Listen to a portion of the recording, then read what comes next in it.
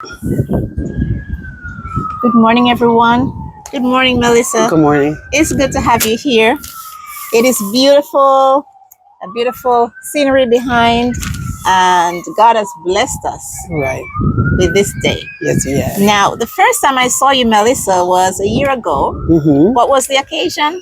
It was the world largest babysitting Yes. event. Yeah. Where's In largest? That's right. Lecanto. That was in Lecanto. Right. And there I met Melissa. So at her table, I was really fascinated by this article, Remember Right. Me. The fact that there's an article that says Remember Me Right. means there's something about you, Melissa, that we needed to know. Right. And this was posted in the Citrus Chronicle. Right. The wind is strong, but we can get by. We can get through this. All right. And so it was at the world's largest baby shower. Right. So, Melissa, are we talking about babies here today?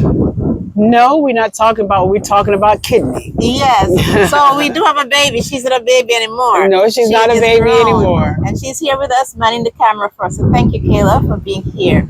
So tell us, Melissa, in your life journey, what has this been like for you? Well, it started when I was about 10 years old. My teacher, her name was Flo Jones. She passed away about 2 years ago. She was my PE teacher at Inverness Middle School. And we were having a PE assessment. And she told me that I have high blood pressure. And I didn't know what she was talking about. And she said, go home and tell your mother that you're having high blood pressure. You have high blood pressure. So sure enough, I went home and I told my mom, I said, Mrs. Jones said that I have high blood pressure. She said, well, what was your pressure? I said, it was 150 over 90. My mom said, you're a child. Your pressure wasn't 150 over 90. And I said, yes, it was, Mom. And she told me to come tell you so I can go to the doctor. Well, my mom didn't believe me, She just said, okay, But sure enough, I began having nausea and vomiting and didn't know what the problem was, and headaches. And all through my teenage years, I was having headaches and didn't know what it was. And I remember when I got 16 years old, my friend, one of my best friends, she said, Missy, I want to go get some birth control pills. And I said, okay. She had a boyfriend, and I had a boyfriend. And at that time, we didn't want any children. So she said, let's go get some birth control pills. Sure enough, we went to the clinic, and she got birth control pills, but I couldn't. And that's when the man said, you have high blood pressure. Wow. And I say, this keep coming up that I have high blood pressure.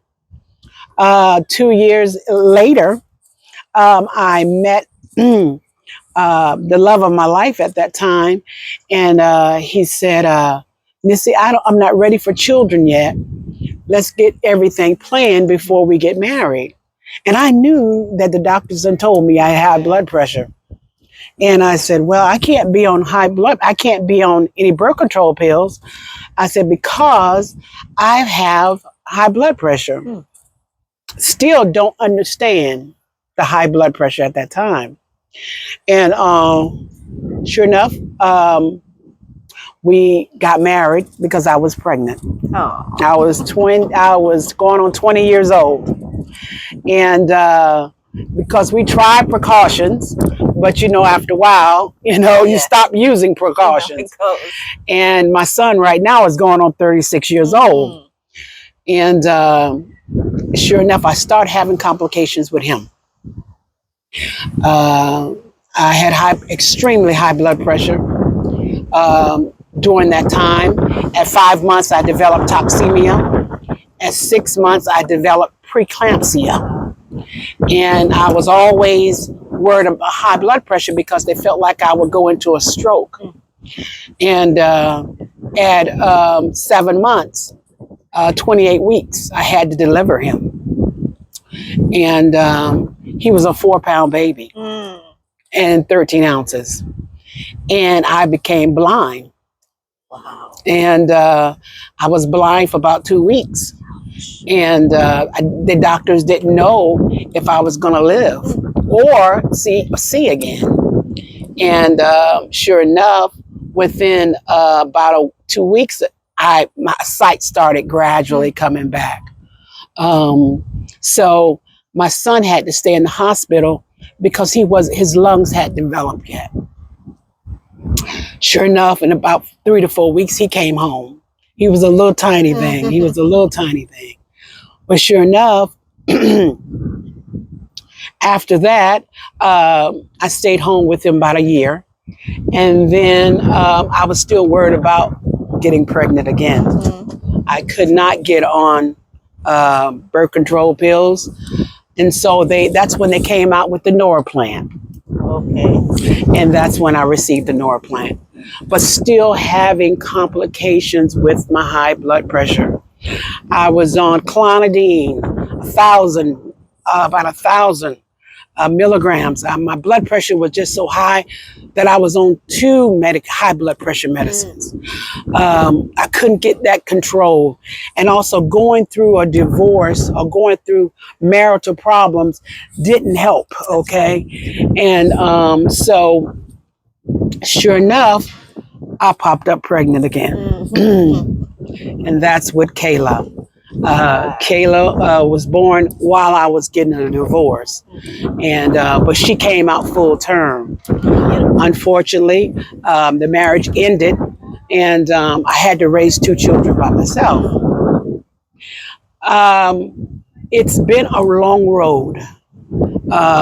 We had to live in low income housing. I had to go to work. I had to provide for my children. At 26 years old, I had to get on dialysis. I had to work a job and also go to dialysis at night. Maybe even a job doing surveys, even in the at the weekends. Okay. I had to do side jobs to raise children. Also, I had to ask the daddy for extra money. But it was not easy going to dialysis. Dialysis is something that you have to go to. And a lot of people that get on dialysis, they skip dialysis. I did not skip dialysis because I knew how important it was. It is very vital that you go. If you go Monday, Wednesday, and Friday, you go Monday, Wednesday, and Friday. If you go Tuesday, Thursday, and Saturday, you have to go because that fluid will build up. I have lost a lot of my friends not going to dialysis. And it's been painful. When I first got on dialysis, some of my friends did not come back and they passed away. Some of my friends skipped dialysis and they died at home. Some of them died from surgeries. Some of them died of heart attacks, strokes. That's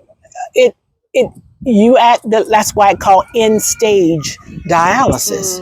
You at your last resort. Okay, transplantation is not something that will heal the kidney. It's something that for you to be here a little bit longer. Okay, and people have to understand that it's not to heal. And a lot of people feel like, oh, when I get a transplant, I will be okay. Well, I've had 3 of them. Okay, so it's not always meaning that. It's meaning that, hey, you got a little more time. Yeah. And with my case, I had my first kidney 4 years, and then I had a brain aneurysm. Okay, and I had to get back on dialysis. That's when I became an incompatible kidney transplant recipient because my brain burst, and I had to use at least 12 units of blood. Donors gave me blood to live. So now I am what you call incompatible. Okay, and that means my antigens are so high that it's so hard for me to match. Okay, so I had to wait 10 years in order to get another kidney. My son got tested and he did not match me. They said we wasn't relatives. That's amazing. And so I had to wait 10 years. And then when one thing I want to tell them, when your kidneys fail, you cannot give up. You got to be persistent. Mm-hmm. After a year, I start putting in dialysis centers. Not dialysis centers, places to get a transplant. Mm-hmm. Because if you wait, more people is being added. Yeah. So what you want to do is start going to your social worker, telling her, especially if you're on time, you're persistent, and you come into dialysis when you're supposed to come. Your lab's looking really excellent. Go to your dialysis social worker and ask her, I want to be transplanted to UF. I want to be transplanted to, like I was Largo Medical Center. Mm-hmm. I want to be transferred to Tampa General or Miami-Dade. You got to be persistent, because she's not going to come to you all the time and say, do you want to be transplanted? Even though I think they should. Yes. But you got to be persistent, because you got to take care of this kidney. Okay? And that's something that people should know, because having a kidney transplant, you got to take about 13 to 14 pills a day. Okay? I still take those many pills because I'm incompatible. And also, this is my third kidney transplant. Okay? So what I'm saying is you have to be consistent in those things. So when my kidneys failed, I got back on dialysis for my second transplant for my on dialysis, and I was on there for 10 years. Then I got a call from what I got a call from, Kayla? John Hopkins. And John Hopkins took me. I went up there with $80, and I got on a plane, and I said, I'm going up there to get my transplant. And sure enough, they gave me my transplant. I had to go through paraphoresis. Paraphoresis is when you have so many antibodies. And I had to have that before I got the transplant. Because they had to get all the antigens and all the antibodies out of my body in order for me to have that transplant. And sure enough, I had a transplant. Okay. That transplant lasts 7 years. And when that transplant ended, it was declining. Okay. And I said, not again. And the doctor said, we're going to put you on chemotherapy. I did chemotherapy for about 6 weeks, and the kidney just declined. And then I said, okay, I'm not giving up. Sure enough, within a couple of years, I said, I'm going for my third kidney transplant. And sure enough, I got my transplant in 2022 at Largo Medical Center in Largo, Florida. So what I'm telling you is you have to be, that's my word, persistent. Yes. Yes. If you want something, and never give up. When it comes to God, you got to take God with you every step of the way. I thank God for my children being there. I thank God for my mother being there. I thank God for my sister being there. I have lost two sisters and one brother on this journey. Okay. And also other relatives that have passed away. I've lost my sister. She had kidney disease. Also, I lost my brother recently. He fell off a truck, and he didn't regain conscious again. I lost him. And I also lost an older sister many years ago, and she died of heart problems. So I have lost people over my way, and I had kidney disease then. Okay. So what I'm saying is you cannot give up.